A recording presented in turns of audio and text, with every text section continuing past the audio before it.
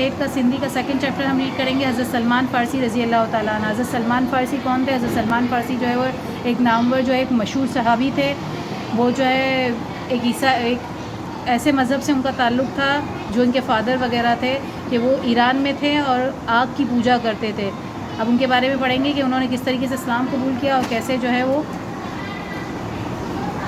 اسلام کے جو ہے وہ دائرہ میں داخل ہوئے. حضرت سلمان فارسی رضی اللہ تعالیٰ عنہ رسول اکرم صلی اللہ علیہ وسلم جن جو ایک نامور صحابی تھی گزری ہوا ہے، یعنی کہ ایک مشہور صحابی کہتے ہیں ہمارے نبی صلی اللہ علیہ وسلم کے دوستوں میں سے تھے.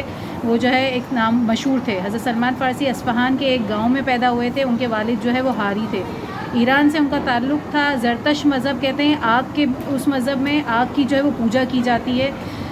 حضرت سلمان فارسی جب چھوٹے تھے انہوں نے جہاں پر آگ کی پوجا کی جاتی ہے اس جو ہے وہ مرکز کو آتش کدہ کہا جاتا ہے. ان کی اتنی خدمت کی تھی کہ ان کو جو ہے وہ خاص خادموں میں شامل کر لیا گیا تھا. پھر جو ہے وہ آگے بڑھتے گئے. جب وہ جو ہے وہ کھیتوں میں گئے کہیں کسی کام کی وجہ سے، تو وہاں پر انہوں نے جو ہے وہ عیسائیوں کے گرجا گھر، کلیساؤں کہتے ہیں، گرجا گھر کو دیکھا. وہاں پر جو ہے ان کے عبادت کے طریقے سے متاثر ہوئے.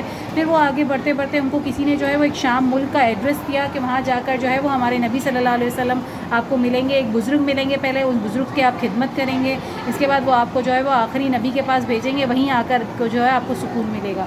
حضرت سلمان فارسی جو ہے وہ قافلے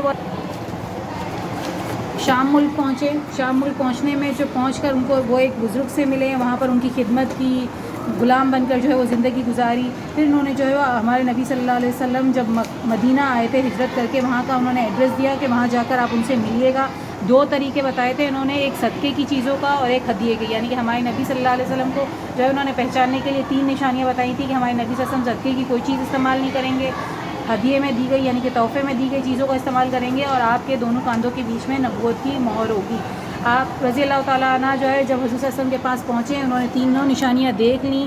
تو اس کے بعد جو ہے وہ اسلام قبول کر لیا. اسلام قبول کرنے کے بعد جب حضرت عمر فاروق رضی اللہ تعالیٰ عنہ کا خلافت کا دور تھا، اس وقت جو ہے وہ گورنر مقرر ہوئے. انہوں نے اسلام کو پھیلانے کے لیے بھی بہت کوشش کی. اسلامی احکاموں کی جو ہے وہ احکامات یعنی کہ جو بھی حکم تھے ان کی پوری پیروی کرنے کے ساتھ ساتھ جو ہے وہ اسلامی تعلیم کو عام کرنے کے لیے بھی اپنی زندگی میں بہت کوشش کی. ان کا انتقال 80 سال کی عمر میں 37 ہجری میں جو ہے وہ 37 ہجری میں 80 سال کی عمر میں ان کا انتقال ہوا.